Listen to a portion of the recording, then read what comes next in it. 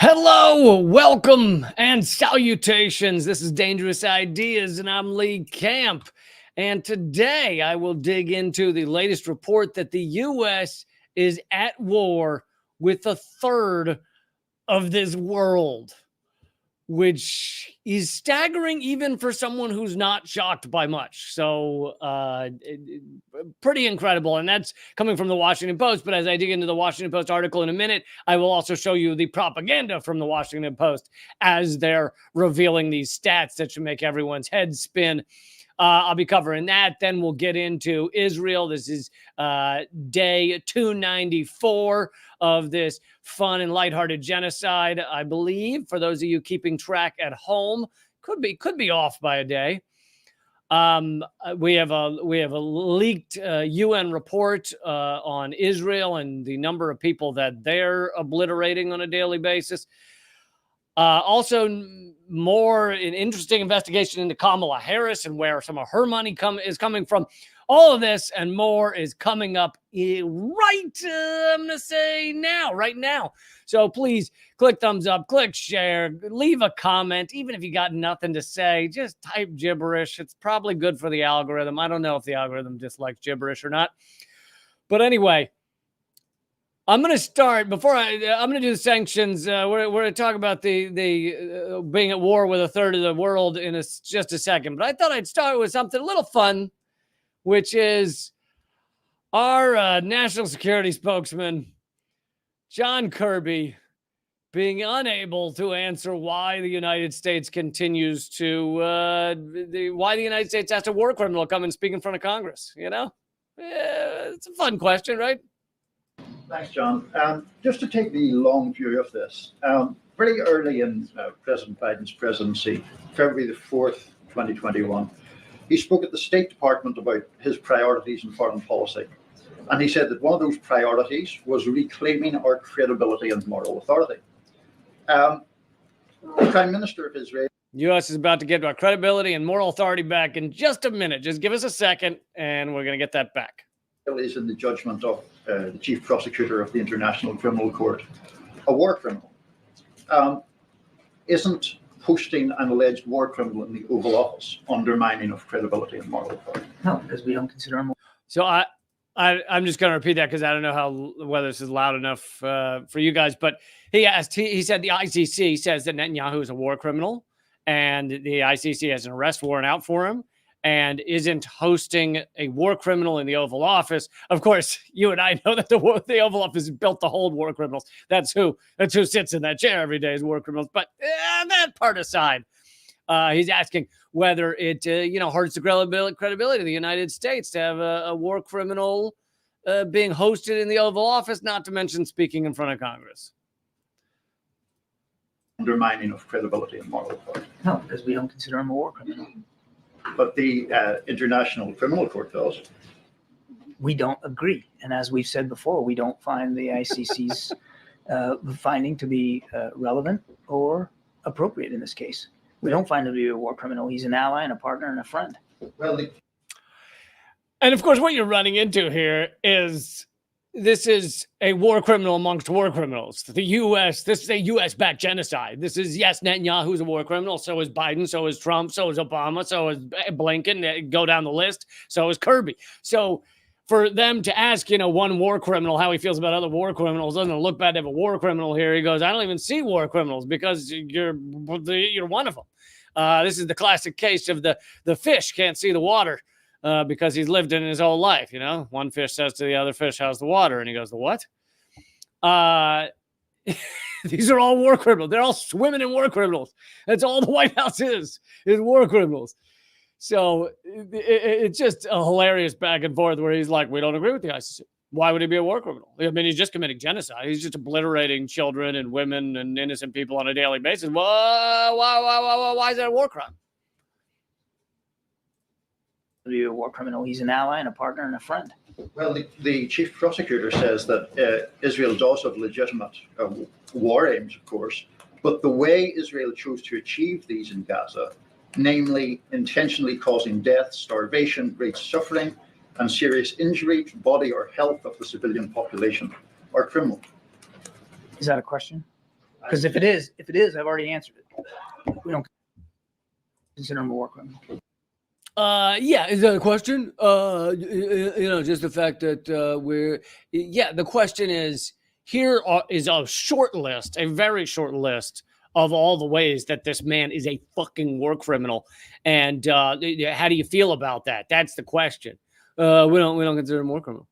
I mean, in a lot of ways, it's like asking Hitler why he would hang out with Goebbels. Goebbels is a war criminal. Well, Hitler says, I disagree. I mean, these people are so revolting and so disgusting, and they're just swimming in just absolute mountains of shit. They're just in such a morass of sociopathic just darkness that it's like, yeah, of course he wouldn't view him as a war criminal. Of course he doesn't agree with the ICC because, and also the U.S. complaint with the ICC goes back decades. The U.S. never wanted the ICC to exist because the U.S. knew that eventually it could and perhaps likely would be used against a U.S. official of some sort. If not the president, then someone else in the U.S. List of control, ladder of control would be considered a war criminal. And the U.S. knew they were not going to be held accountable by any sort of international court that says you violated international law. So one of the things that WikiLeaks and Julian Assange revealed in the WikiLeaks files, which is an amazing book, you should get it. It is an analysis mostly of the State Department cables that were released. And one of the things that goes on in these State Department cables is the efforts by the United States to try and get countries to not sign on to the ICC, to not sign on to give the ICC legitimacy. Everything from, offering bribes, but, and I don't mean the U.S. bribes are not cash bags under the table. Usually it's more like we'll give you, debt forgiveness or things like that. But anyway, everything from bribes to extortion to blackmail to, threats of various kinds. Thank you, Bjorn, for the donation. Solidarity and keeping this show going. But yes, this was just another of many moments where our sad, pathetic, sociopathic government refuses to admit that war crimes are being committed, not just at their approval, not just approved by the United States, but facilitated by the United States. It is U.S. bombs raining down on these children. So we'll get back to back to Israel and their genocide a little bit later. But I wanted to cover this. It's a pretty shocking report, and we got a new member as well. Vermin. Hello, Vermin. We got a new report, which is shocking that it comes from the Washington Post. But as I'll reveal to you as we go through it, the Washington Post is also doing their best to also cover up the actual ramifications of this investigation, the actual reality of it, as they're also revealing it, which is kind of what our media does. It's a version of a limited hangout. We will reveal that something is wrong with the way the U.S. government operates in this world, but we won't then get to the core issue. We won't give you the core revelations. We won't get to the core conclusion that the U.S. is an empire of death and destruction and genocide, etc. So they put out this extensive report, and it reveals, and by the way, this should be the headline of every mainstream media. It shouldn't just be Washington Post. This should be what they're all running with today, but of course they're not going to. It reveals that the U.S. is at war with a third of all the nations in the world right now. Right now. And by the way, in Biden's speech, his speech, which, some say was a speech, some say it was a death rattle. It's tough to decide, really. I've heard good debates on each side of that issue, whether it was a speech the other night or whether it was a death rattle. It's very murky territory. Anyway, in that speech, he said, for the first time in a while, the U.S. is not involved in any wars anywhere, which is just amazing. Amazing. Literally, U.S. bombs are raining down in like 7 different countries. The U.S. still claims to, quote unquote, own a third of Syria with troops there. The U.S. is bombing Yemen. The U.S. is, of course, backing and committing this genocide with Israel. The U.S. has created and is arming and is funding a proxy war in Ukraine. Not to mention, even the New York Times has admitted that starting in as early as 2014, probably before then, but as early as 2014, the CIA was on the ground in Ukraine, training and arming Ukrainians to fight in Russia. This is well before the so-called Russian invasion. So what were they doing there? Anyway, so we do have boots on the ground in Ukraine. It's just CIA boots rather than military soldiers for the most part. But we're at war in all those ways. But what this Washington Post report is about the sanctions, which is a nice word for economic war. And I've said it many times on many different shows in many different places. Economic sanctions are economic war, and it is a form of war that does kill people. Just because it's not bullets, just because it's cutting off food, it's still war. It doesn't matter whether you shot a musket ball out of your musket. Okay, what matters is that you are murdering people because you don't like what country they live in, what little line in the sand in your imaginary idiot basic third grade brain. Oh, they're on the other line in that sand, so I need to murder them by cutting off their food supplies or their medicine, etc. So economic sanctions are war, and this report by the Washington Post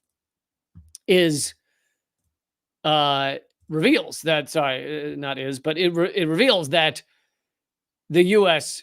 is at war with a third of all nations around the globe.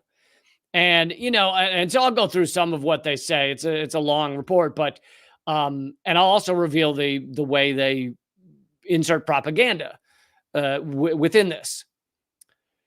In Cuba, sanctions imposed by the United States more than 60 years ago have failed to dislodge the communist regime, but they've made it more difficult to get critical medical supplies to the island.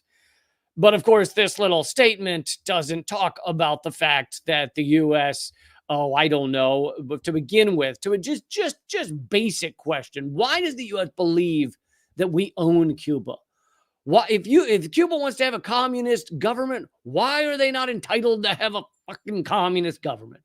What is it about the U.S. that says, no, you're ours. You control your people the way we say?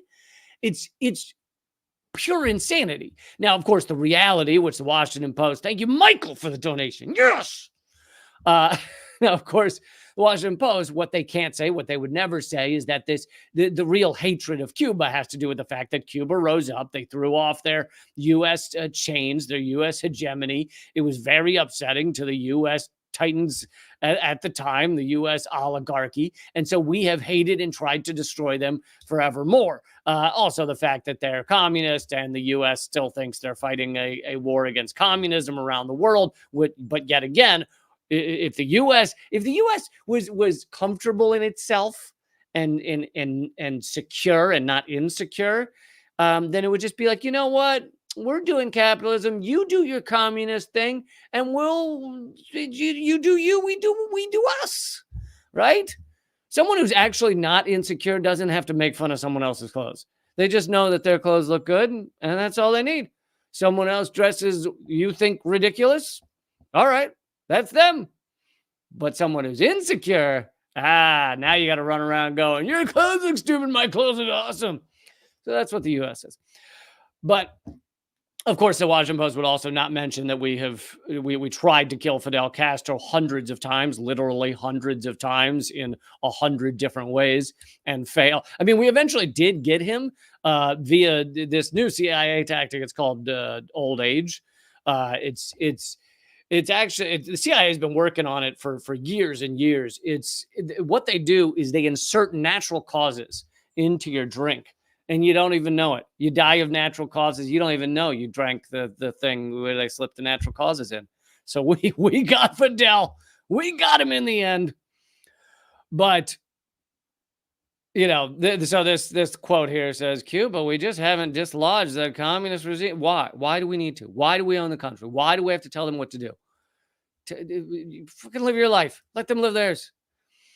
Anyway, but yes, they do mention that we have successfully cut off medical supplies, which has harmed a lot of Cubans. Yay! And another reason we hate Cuba, Noam Chomsky has talked about this, is the threat of the good example. Cuba has free health care, has guaranteed employment, has guaranteed housing, has guaranteed education, or almost zero cost education. All those things are the threat of the good example. The U.S. doesn't want someone 12 miles off their shore. I don't actually know how far it is. Was it 60 miles or something? Off their shore. With free healthcare. We can't have free healthcare just sneaking around the edges. You know how they say, like we often point out, that if another country were to put missiles right on our coast, like happened in Cuba with the Cuban Missile Crisis, if another country were to put missiles right on our coast, we would be horrified and we would attack them, or we would freak out. The same as for free healthcare. If free healthcare is right on our border, what are we gonna do? Can't have free healthcare just sitting out there, just lurking, waiting to get us. You can almost see it from here. The CIA is sitting there with binoculars. I think I see some free healthcare out there. Right there. I think they put free healthcare in the Bahamas. Anyway.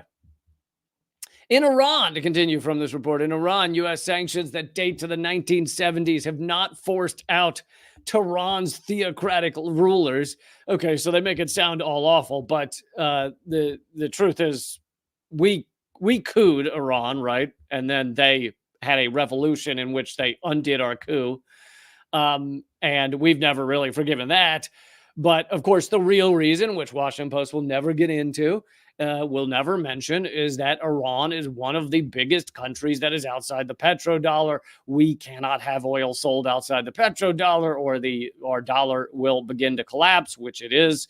And so we have wanted to collapse Iran for years and years. And even the last time, even when we couped them initially, I forget the year, was that the 50s? It was one of the biggest things that happened during that time was to have the oil signed off to international companies. And anyway, to continue from this, and by the way, we're fine with theocratic rulers, right? I mean, Israel's an ethno state. And Saudi Arabia has theocratic rulers. Never had any problem with them, right? They can chop up Washington Post journalists, throw them in a barbecue pit. Not a big deal for the U.S. So we're only upset at theocratic rulers when they are, not playing ball with our by giving us oil and selling it in dollars. So anyway, this Washington Post continues, but they have pushed the country to forge close alliances with Russia and China. So this is talking about how the sanctions have backfired by forcing Iran into, or to some degree backfired, forcing Iran into the arms of Russia and China. But of course, the way the U.S. deals with these countries is different than the way Russia and China do. Russia and China generally do deals and diplomacy with other countries. The U.S. tries to break you with bombs and economics. In Syria, dictator Bashar al-Assad remains in power despite 20 years of U.S. sanctions. But the country is struggling to rebuild from civil war. This quote about Syria literally forgets that the U.S. was involved at all. like they're struggling to rebuild from a civil war. Yeah, the U.S. did. I mean, literally right now, the U.S. quote unquote owns a large part of Syria. Still, the U.S. military is in control of a large part of Syria, and yet the Washington Post forgot the U.S. did anything militarily. They have acknowledged that they've done something economically. Anyway, the country is struggling to rebuild from civil war, and more Syrians than ever are expected to need critical humanitarian assistance this year. Let's put a little more more detail on the numbers there. The UN rapporteur says 94% of Syrians are now below the poverty line. 94% of Syrians don't know where their next meal's coming from generally day to day. 94% of Syrians often don't have enough fuel to cook dinner. It's the number of people it's killed. I mean, it's tough to get into Syria and get those kind of numbers, and those numbers are not easily kept. And things like that in the middle of a war zone. But it's killed, minimum hundreds of thousands. But and this is thanks to the U.S. This is U.S. economic war on Syria. Yes, we also trained and armed the so-called rebels, the jihadists that facilitated this so-called civil war. It was heavily U.S. created, and we helped create ISIS, etc. We helped create Al Qaeda, which ultimately we were working with factions of Al Qaeda like Al Nusra. We were funding and arming them. So again, Syria. So the U.S. created this and also has obliterated the economics of Syria at the same time. And yet again, Washington Post can't say this. This Syria is outside the petrodollar. Big problem. Big problem. But the article continues. In country after country, sanctions have emerged as the key instrument of U.S. foreign policy. It's not an instrument. It's a weapon. It's a key weapon that the U.S. uses to crush other countries.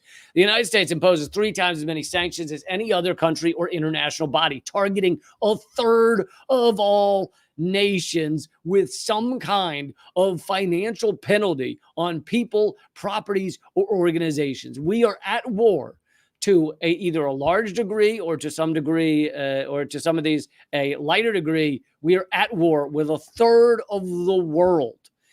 That is how desperate we are to keep our hegemony. These oligarchs, these utter lunatics at the top of this system, that is how desperate they are to keep this system alive, is that they've had to have economic war with a third of the world.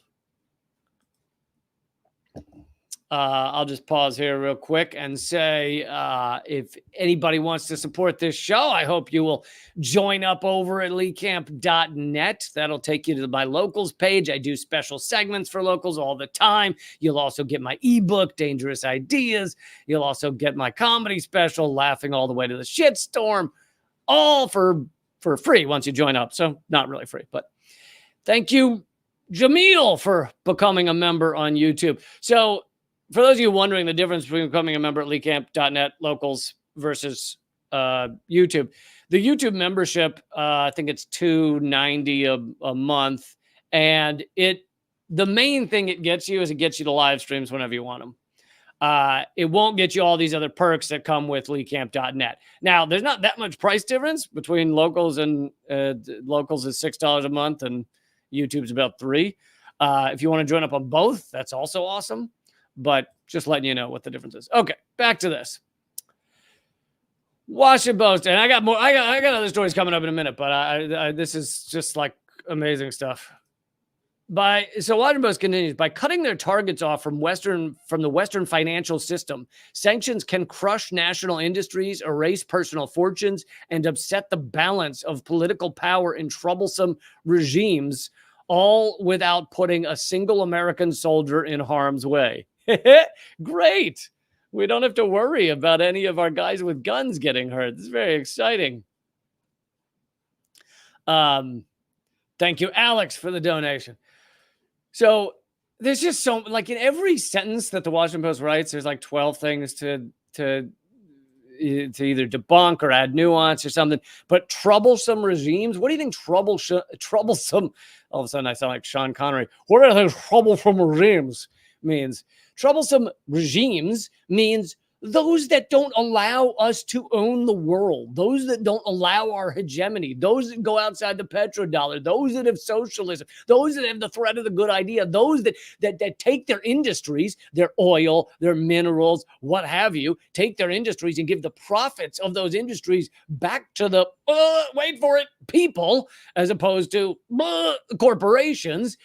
All of those are considered troublesome. Now, the Washington Post, even though they're revealing all these sanctions, would never let you know that that's what troublesome means. I mean, it really is a craft for these lunatics that work at these mainstream media outlets like Washington Post and New York Times. It really is a craft for them to take these world issues and either be so ignorant of the deeper reality that they're able to write on this surface level and have no idea what they're talking about at a deeper level, or be wise to what is actually going on and actually calculate the changes of terminology, the places you have to be slightly vague, the places you have to massage. There's a lot of massaging of the wording so that you aren't revealing the truth about the U.S. empire. This just goes on endlessly.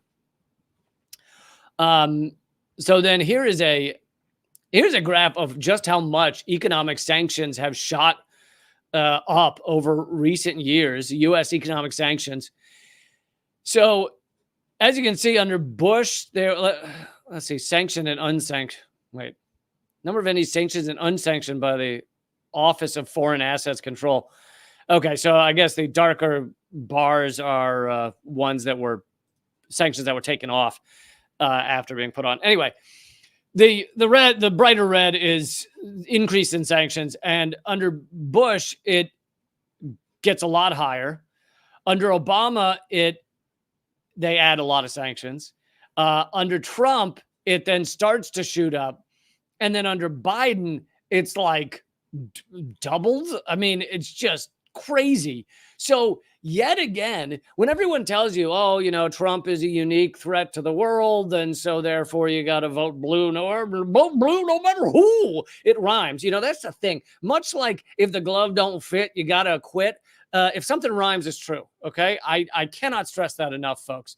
Anytime you hear a rhyme, absolutely true. Hickory, dickory, dock, something, something, true. Okay. Vote blue no matter who.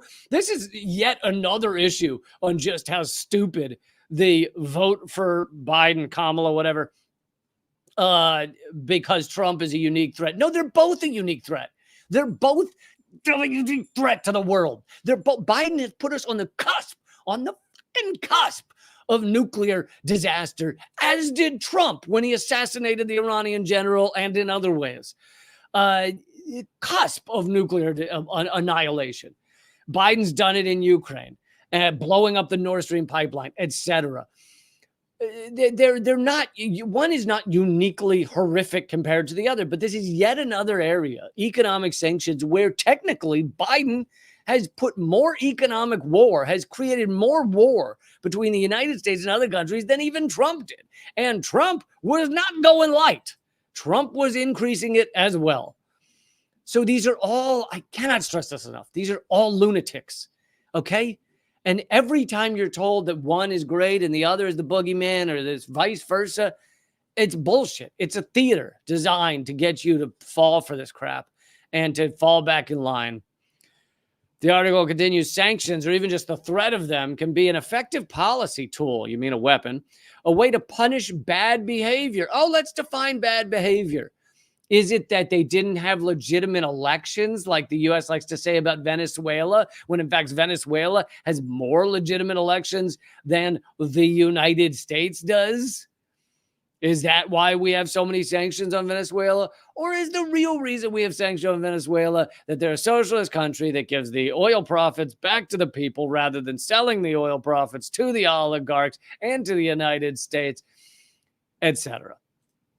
So when they say bad behavior, it's just, again, this is the Washington Post is the understanding of a third grader, or they're actually intentionally covering all this up. It's a way to punish bad behavior without resorting to military force. Sanctions have allowed U.S. governments to take moral, economically meaningful stands against perpetrators of war crimes. Oh, is that what we do? We sanction perpetrators of war crimes. We are the number one war criminals in the world. We killed 6 million people in just the global war on terror. 6 million over 20 years. We are the number one war criminals. And I don't think we're sanctioning ourselves, are we? Then they talk about U.S. sanctions on Nicaragua. I wonder why we have U.S. sanctions on Nicaragua. Could it be that they're a socialist country that is giving their resources back to the people instead of selling them to corporate? Well, I'm starting to sound like a broken record, aren't I? 2 years of sanctions on Russia over its invasion of Ukraine. It's unprovoked invasion of Ukraine. You know how you know it was provoked? Because we keep saying it was unprovoked. Sanctions over invasion of Ukraine have degraded Moscow's long-term economic prospects and raised the cost of military production, but these sanctions have also spawned a dark fleet of ships selling oil outside of international regulations. Yeah, outside of the rules that Washington put into play to try and control other countries. And of course, you guys don't need to be reminded that we created the proxy war in Ukraine, the peace deal. In fact, even if you want to go till after the invasion, the proxy war in Ukraine began, and within a month, there was a peace deal on the table, gonna be signed by Ukraine and Russia, and Boris Johnson and the United States go running to make sure that no peace deal is signed. And to this day, the U.S. is making sure no peace deals are signed in Ukraine. Okay, so it's kind of talking about the amount of economic war we have around the world, but here are some of the key takeaways by one of the authors of the article. 1/3 of the nations on Earth now face some U.S. war efforts.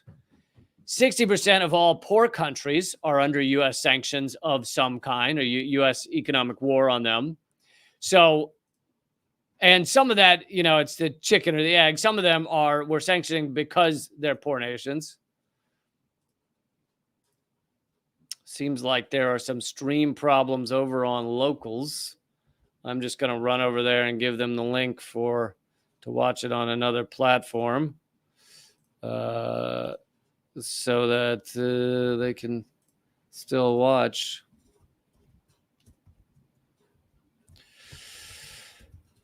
Not sure what happened. Oh, well. For those of you who were on Locals and now you're on other platforms, thanks for figuring it out. Sorry about that. Thank you, Dan, for the donation. Goddamn right. Appreciate it. Okay. Real quick. 60% of poor countries, some of those we made them poor countries by putting economic sanctions on them.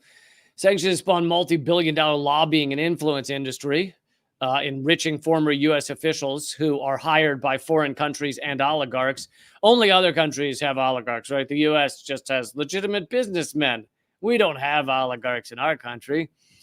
Sanctions have had devastating effects on innocent civilians. Many have died. In Venezuela, they say that there's a financial collapse worse than the Great Depression. I don't know if that's an exaggeration or not. The Washington Post does love to exaggerate how terrible it is in other countries. Treasury staffers drafted a 40-page plan aimed at reforming the sanctions process, the economic war process. Trying to correct all their terrible language really takes an effort. That was dramatically whittled down amid disagreements with the state. The OFAC, that's the office that deals with this, is widely described as overwhelmed by tens of thousands of requests. There's so many. Basically, their economic war gun has jammed. There's so many. They're trying to shoot so many economic war bullets at countries that they can't even get to them all. So their gun is jammed. Biden has unleashed unprecedented volley of 6,000 sanctions in 2 years. 6,000 sanctions in 2 years, higher than even unprecedented rates under Bush. And then this hilarious, I don't know who this quote's from. But anyway, he puts a quote here saying, "We don't think about the collateral damage of economic war the way we think about the collateral damage of war, but we should." Well, so someone in the U.S. government said that. I don't know who. They might mean someone at OFAC. But we don't think about the collateral damage of anything. Like, whoever this quote's from, I love the idea that the U.S. really cared about collateral damage in our wars. We really, as a U.S.-backed genocide goes on in Gaza, we care so much about collateral damage. Really bugs us. Really does. Okay. Didn't know that topic would take a half an hour, but here we are. Let's move on to And please don't forget to click a thumbs up. Oh, and my channel can also be banned at any time. So it's a good idea to join my email list at leecamp.com. You should get a pop-up asking you to join the free email list. In case I get banned, you will then be at least still in touch with me. And another new thing I just did to make it easier. So I've created 2 playlists on my YouTube page. One is for my comedy segments. And you can get to that by going to leecamp.com/comedy. Take you straight to that playlist of all my comedy segments. Not my comedy specials, but my comedy segments. And then I've also made a playlist of all my Destroys segments where I play clips of, Ben Shapiro, Sam Harris, Bill Maher, all these goons, and I just obliterate them. I mean, I'm not tooting my own horn here. I think it's fair to say they are obliterated. I've had many of them call me up and say, "Oh, I'm so obliterated. I don't know what to do." So that playlist is at leecamp.com/destroys with an S, like Lee Destroys. And it'll take you straight there. Obviously, these playlists are on my YouTube page as well, but I just figured give you a straight link there. Okay, let's get to the leaked UN report on how many UN staff Israel is murdering. The sentences I'm saying, I never thought I'd be saying. And I'm not easily shocked. I'm a fairly cynical person. And yet I never thought I'd be like, hey, let's talk about this report of how many UN staff Israel is murdering. How is that a sentence? What? There's no other country that can just walk around murdering UN staff and everybody's like, I don't know. Is it anti-Semitic to say that they murdered the UN staff? Is it a little? Is it? Oh, God.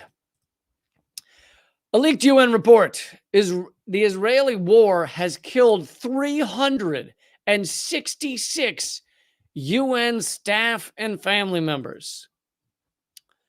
Israel's assault on Gaza has killed at least 172 dependents of UN staff by the end of June, according to a confidential UN report obtained by Dropsite, in addition to 195 staff members.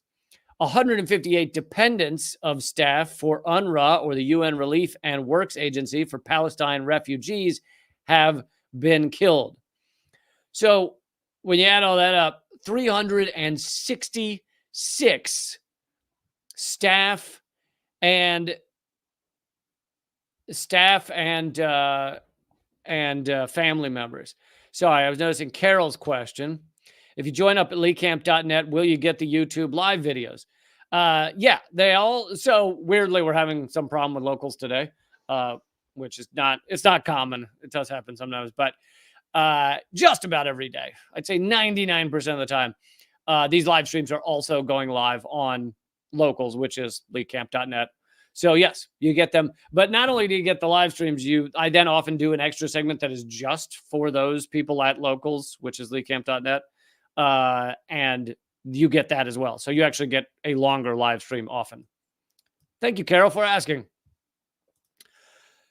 So yeah, Israel has murdered 366 UN staff. And just to repeat, if there were staff and family, if there were any other country doing this, it wouldn't even be like a discussion about, is this, what do we, like, I don't know, is this okay? Is it okay to just walk around murdering UN staff? I don't know. I don't know how I feel about that. I'm not sure.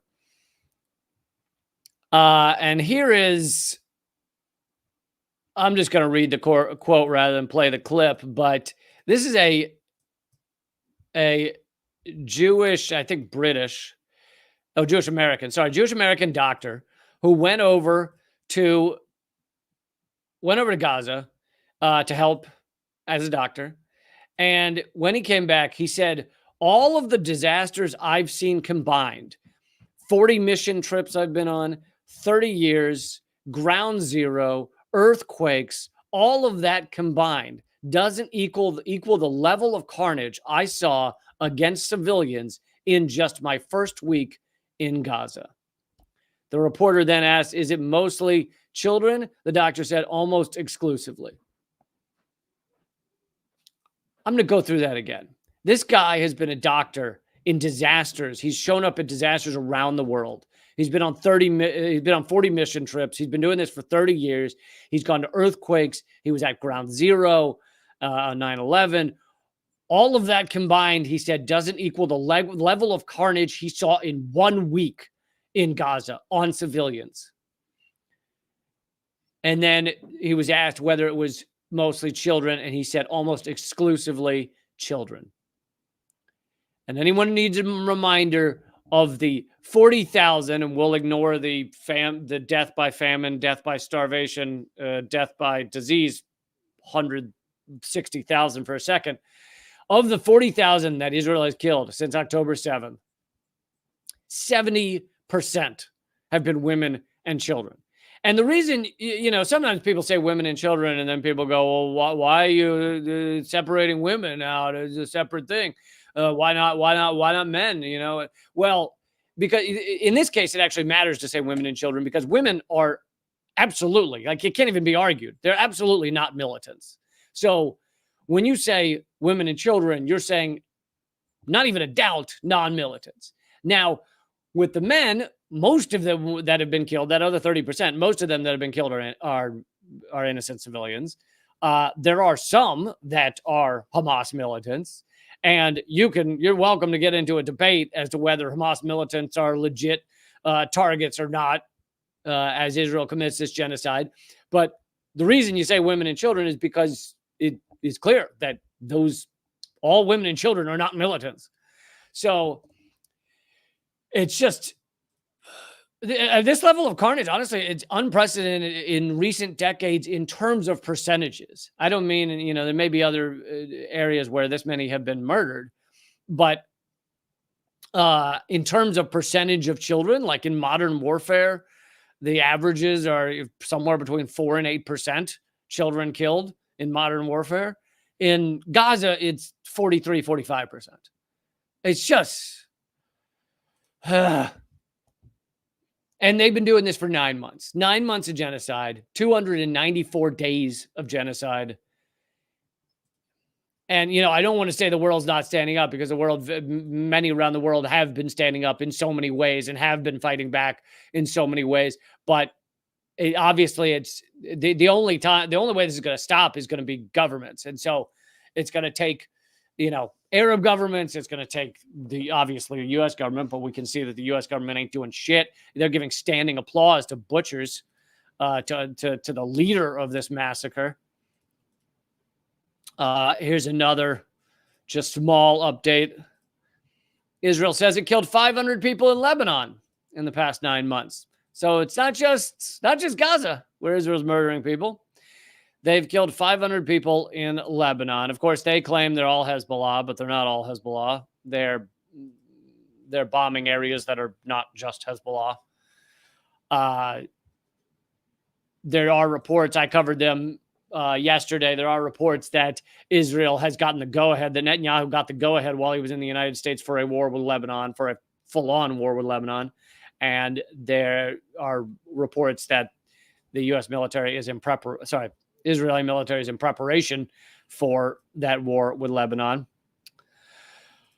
Okay, so that's some of the horror show that's going on with Israel. I started sounding like a broken record when I cover anything about Israel, but because I've been doing it for 9 months now on such a regular basis. But at the same time, what are we supposed to start ignoring it?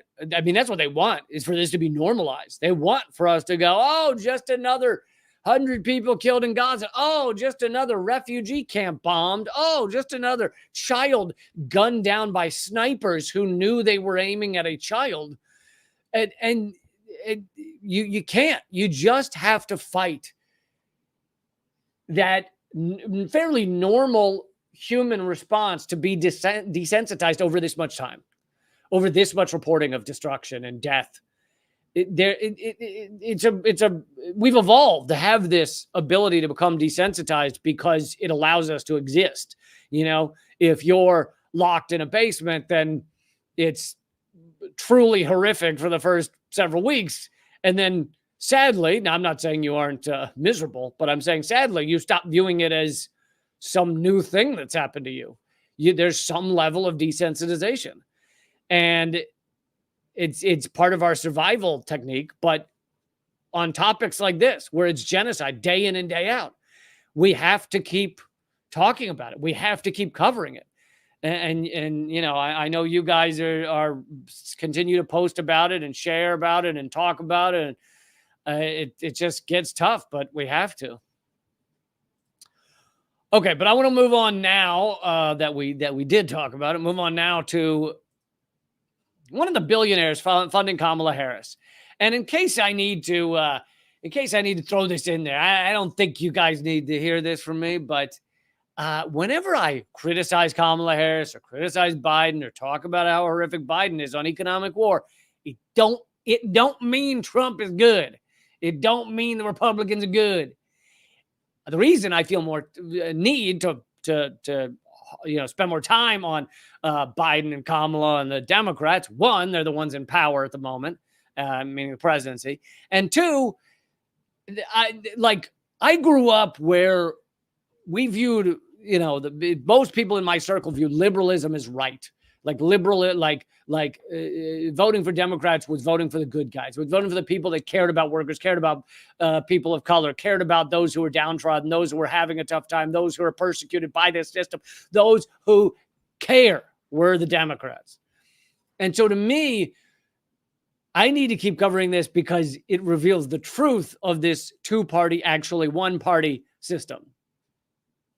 And I don't feel the need to tell you how horrific Trump is. Hopefully you know. Hopefully you get it. But I know if you need how horrific Trump is, there's a million other places to that spend more time on that. So this is an article by Matt Stoller. Matt Stoller, a very informed, very intelligent political analyst. I used to know him years ago. He was also the foreign policy advisor, foreign policy advisor for Alan Grayson, who was one of our only largely good Congress people, which of course meant they had to get him out of Congress. But anyway, Matt Stoller has done an article on the billionaire that is funding Kamala Harris and has demanded that Harris fire Lina Khan, who is an official in the Biden administration. She's the Federal Trade Commission chair. The article says there's been a campaign among big business advocates to eliminate the new trade, antitrust, and labor policies put in place over the last 5 years or so. When Kamala Harris took over the Democratic nomination from Joe Biden, that campaign ramped up. Billionaire LinkedIn founder, so he's the founder of LinkedIn, Reid Hoffman, gave $10 million to the Kamala Harris effort and promised a lot more. So $10 million was just the starter. Here's just a taste. Hoffman is a Silicon Valley titan, part of the PayPal mafia that includes Peter Thiel and Elon Musk, though Hoffman sits on the Democratic side of the aisle.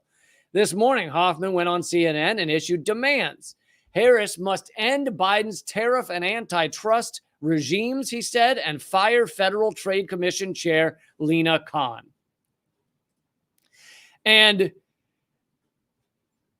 it's kind of funny because if you look at the American system and how powerful these massive corporations are, you know that there's not a lot of regulation of corporate entities. There's not a lot of antitrust regulation. I mean, Google, Alphabet is insanely powerful. Amazon is insanely powerful. And these things are not broken up. They're not, there's really very little antitrust law that's done against them, used against them.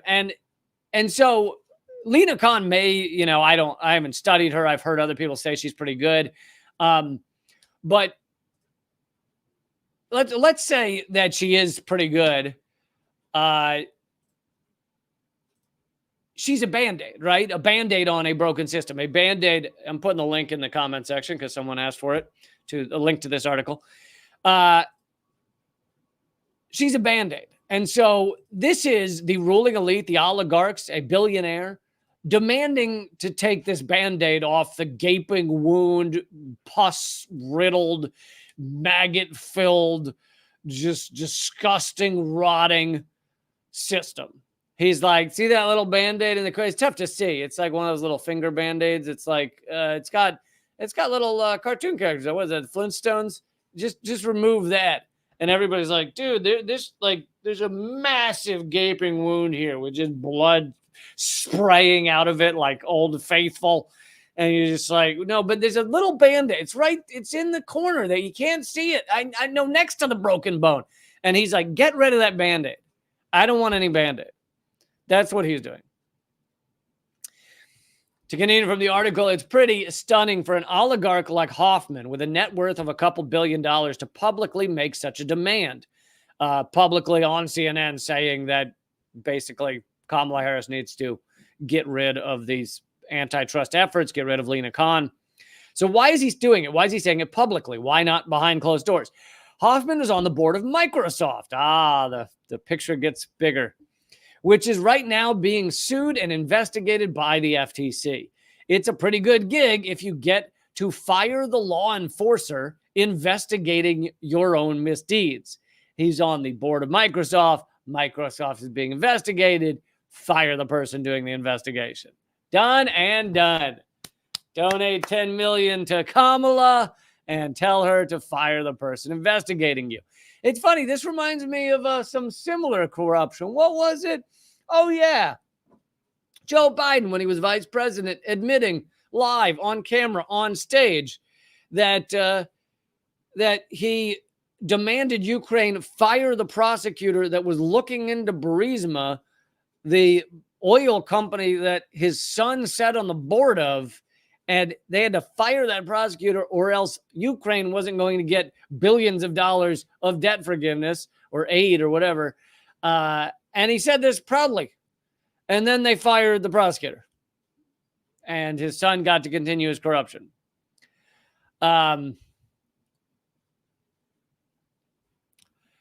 Okay, so still there's another reason.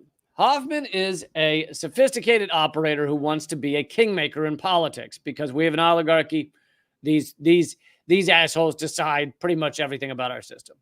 The money is real enough, but he's likely leaking the fundraising tour as a means, meaning leaking the fact that he's giving money to Kamala, as a means of forcing Harris to be seen to do his bidding. So he wants it to look in public eye as if Harris is doing his bidding. This is Matt Stoller's theory. Hoffman wants Harris to get rid of Biden policies which protect workers through trade and antitrust so that big business can do what they want. Now, of course, what Stoller leaves out here is big business is 99.9% of the time already doing what they want. But anyway, and he's going to supply the financing for Harris's campaign if she does what she's told. It seems like the Harris campaign might be listening. One possibility is that the Harris campaign set up these reporters with sources and is trying to imply that she's open to the demands of executives so that she can collect more campaign money from billionaires and deal makers. Senator Bernie Sanders chimed in angrily. Here's a tweet from Bernie Sanders. He said, here's why we have to overturn Citizens United and end big money in politics. Billionaire Reid Hoffman donated $7 million to the Harris campaign. Apparently, it's actually $10 million. Now he wants her as president to fire an outstanding member of the Biden administration, the FTC chair, Lina Khan. Not acceptable. While known as a Democrat, he was and then the picture gets larger. What do oligarchs do? Well, guess what? They don't just fund one side, right? They in one way or another, they fund both sides. They're funding the system so that they can have some control over it, no matter who gets into that White House. While known as a Democrat, he was a large donor to former Boeing board member and GOP presidential candidate Nikki Haley, and he praised Trump's deregulatory moves. So he praises Trump a little. He funds Nikki Haley. Boy, really does sound like just a Democrat, right? These parties are completely different. They're just polar opposites. You got to vote blue no matter who because it rhymes. They're just polar opposites. You can't, like Nikki Haley is so different from Kamala Harris and Joe Biden. Oh, I'll fund both. Why do you fund both? Because they kind of do the same thing for you, don't they? They're pretty similar to you, to an oligarch. Hoffman laid out his political philosophy in 2018 in a book he put out.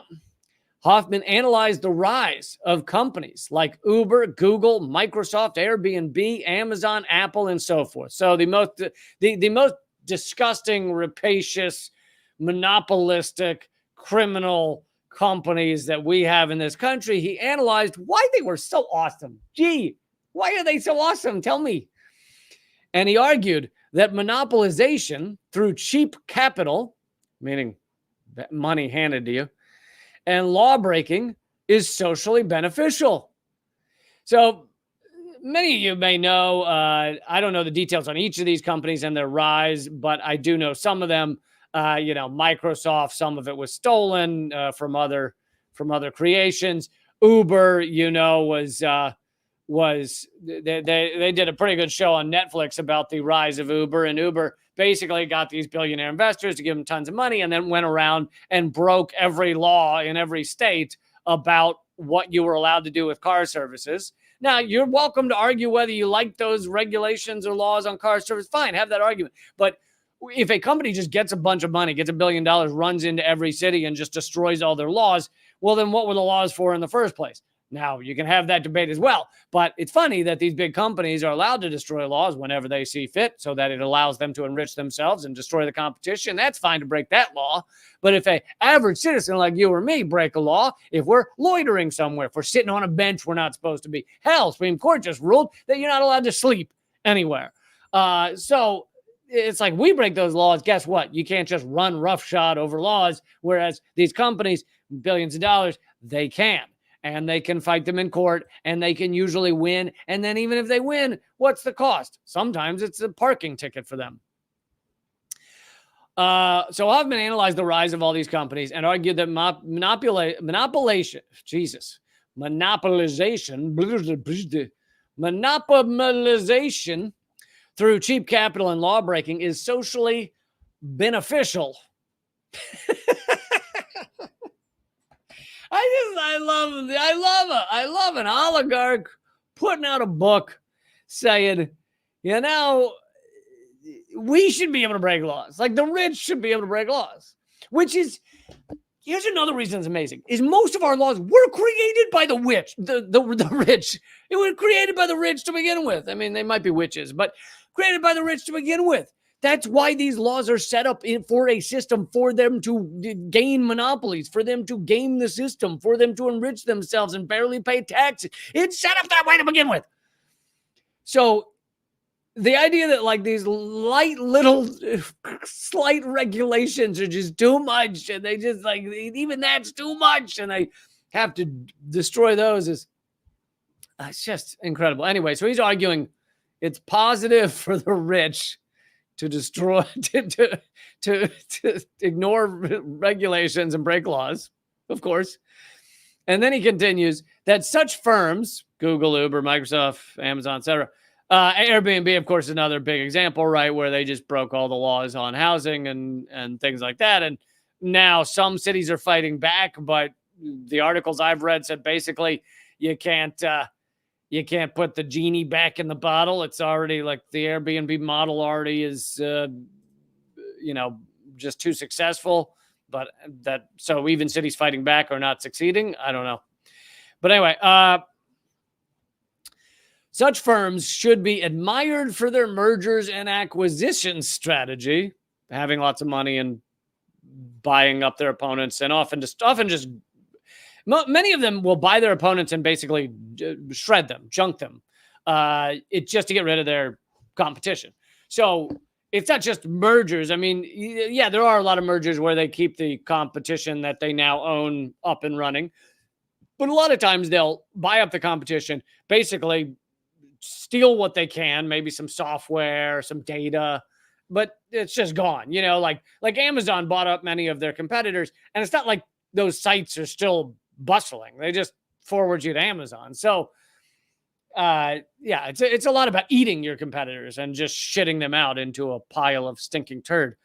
Anyway, when looking at which firms to applaud, it says laud, which sometimes I'll use the word laud, but I'm like, I prefer like, I'm like, if we have the word applaud, which means clapping, and then the word laud, which means, to celebrate, to cheer. It's like, I'm just going to go applaud. I just feel like it. I don't know. Hoffman knew to avoid using the term monopoly, substituting the word dominant, which he puts in his book 29 times as a positive affirmation. When a company becomes dominant, when a company becomes a monopoly, yeah. Monopoly doesn't sound great. Sounds kind of ugh. Many of you may already know this because it is a fun fact to know, but the game Monopoly was created by a socialist who was trying to show her kids and their friends that that capitalism ends in someone eating everyone else's property and basically destroying you, so that you end up with one winner and the three other people playing are all bankrupt and destitute and sleeping on the couch. That was her goal when she invented the game. The game was then stolen by whatever the game company is. I can't remember which one stole it. Parker Brothers or whatever. Someone in the chat will tell me which one stole it. They stole the game and they changed it to a positive game about capitalism. Isn't it fun to to buy all the other people's property and send them to jail or the streets? And then they even changed the history because they didn't want to admit that this woman, someone says Milton Brothers. They didn't want to admit that this woman invented the game. So they instead rewrote the history, put it on the inside of the box saying they invented the game. That's capitalism. Hoffman believes the goal of any entrepreneur is to ignore everything except growing so quickly that a business elevates itself to sovereign levels of global power. He even uses the term nation and city to describe such a corporation. Once there, they must become good corporate citizens. It says, quote, if you previously ignored issues such as diversity, legal compliance, or social justice, you need to understand that all eyes are on you now, and you'll be expected to behave as a responsible citizen and a role model. Oh my God, that is the dumbest shit I've ever heard. The idea that he's basically cheering corporations who ignore all of that stuff, like compliance, laws, treating people right, diversity, just treating people well, caring about human beings, and you ignored all of that. Once you get to be a big company, once you have your big boy pants on and you own all the others, and actually you're at a far less risk of being taken down by one of the others that is abiding by the laws and things like that. Once you get to that point, you should start being a good global citizen, because that's how it works. If you succeeded by being a sociopath, then at that point, stop being a sociopath. Right. Has that ever happened? Ever happened? The tiny, minuscule example of companies that did well and cared a lot about human beings. I think there's maybe 3 or 4 that, you guys can list in the chat that seem to care a lot about human beings and about, not doing their best to not pollute and things like that. And I'm talking larger companies. Obviously, there's some mom and pop ones, but that is the exception that proves the rule. Those are the exception. They're a fluke that they happen to get that large. And even they, let's say Ben and Jerry's an example of a company that cared a little more about human beings.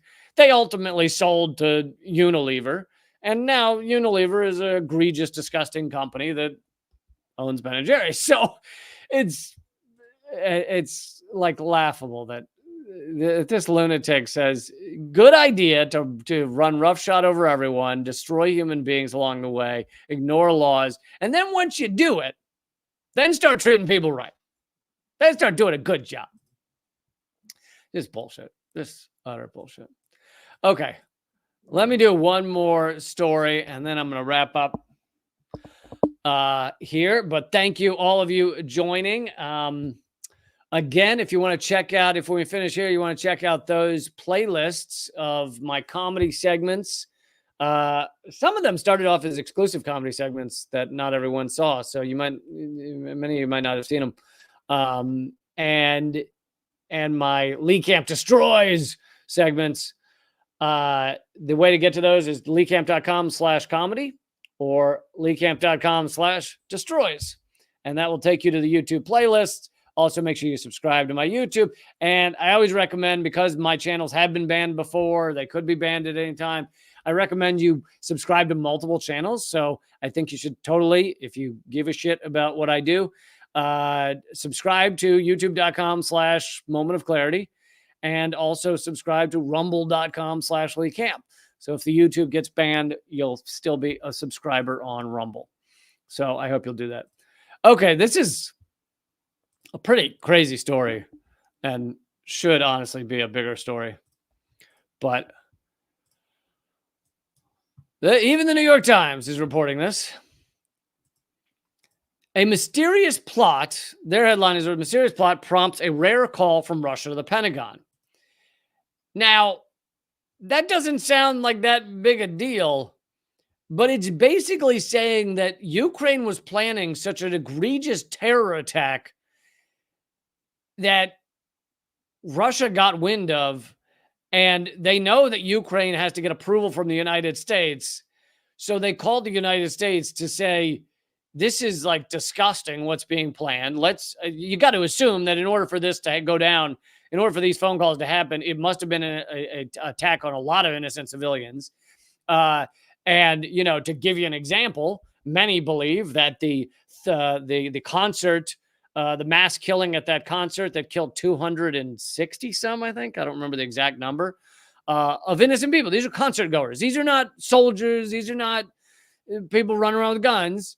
Many people believe there are links back to Ukraine, that it was planned by Ukraine. Yes, the people that took credit for it is ISIS-K, but as I've covered extensively, ISIS-K has a lot of connections to the United States, saying the United States helped create ISIS. I won't get into all those details now, but so it's quite possible that this terror attack that was being planned is similar maybe to that. But anyway, since Russia invaded Ukraine in February 2022, unprovoked, right? Mr. Austin, that's the defense secretary, Mr. Raytheon, by the way, had spoken by phone with Russia's defense minister only 5 other times. Now, of course, if you want a sane, rational adult world, these people who could destroy the world in any moment with nuclear weapons should be talking often. There should be conversations often to help make sure we don't obliterate ourselves. Now, on July 12th, Mr. Belousov, he's the new, basically, Secretary of Defense minister in Russia, was calling to relay a warning. According to 2 U.S. officials and another official briefed on the call, the Russians had detected a Ukraine covert operation in the works against Russia that they believed had the Americans' blessing. Was the Pentagon aware of the plot? Mr. Belousov asked the Defense Secretary Austin, and his potential to ratchet up tensions between Moscow and Washington. Pentagon officials were surprised by the allegation. What? We would never. We could never. Many don't know this. Lloyd Austin, Defense Secretary, he wears a lot of pearls, and so he literally clutched his pearls. He literally, it's like 6 pearl necklaces, and he just went, what? We would never. That's actually a pretty good impersonation. We would never, is what he said, and he grabbed his pearls. So he said the U.S. had no knowledge of this. Whatever Mr. Belousov revealed about the plot, all 3 officials said it was taken seriously enough that the Americans then contacted Ukrainians and said, essentially, if you're thinking about doing something like this, don't. So the U.S. appears to have called it off. Over the past 2 years, the operations that have unnerved the United States, basically, this is the New York Times running coverage for the U.S., basically saying the U.S. didn't know about these operations that have unnerved the United States, included a strike on a Russian airbase in the western coast of Crimea, a truck bombing that destroyed part of the Kerch Strait Bridge, which connects Crimea, and drone strikes deep inside Russia. And each time one of those happened, Lloyd Austin went, what? What happened? That's what he said. President Vladimir Putin of Russia often refers to such strikes as terrorist attacks, and the Kremlin uses them as evidence to back up Putin's spurious claim that his invasion of Ukraine is really a defensive war. Despite American denials, Russian officials insist publicly that such strikes could not happen without U.S. approval and support. Yeah, of course they couldn't happen without U.S. approval and support. Most of these are U.S. weapons being used. But anyway, this is can you imagine the level of terrorist attack that must have been planned in order for Russia to call the U.S. Defense Secretary and then the U.S. to call Ukraine to basically call it off?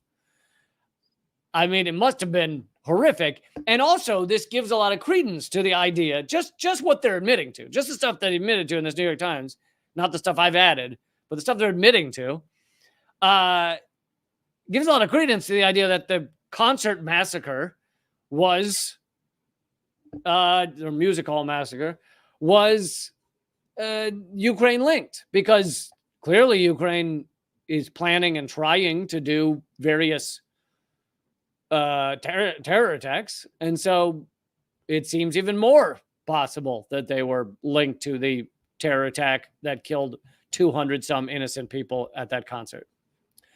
So anyway, that's been this much has been admitted to by the New York Times and the U.S. government, the Pentagon. Anyway, okay, I'm going to wrap for today, but like I said, go check out some more segments if you want. Comedy segments, leecamp.com/comedy. The Destroys segments, leecamp.com/destroys. And I hope you will, share this with people. Let them know. I do these 4 days a week, Monday, Tuesday, Thursday, Friday, at 3 p.m. Eastern, noon Pacific. And you guys keep this show going. So thank you. Thank you for fighting out there. Thank you to all of you who helped make all the protests in D.C. against that fucking butcher Netanyahu possible, whether you were there or whether you spread the word. Thank you for that. And have a great weekend and keep fighting.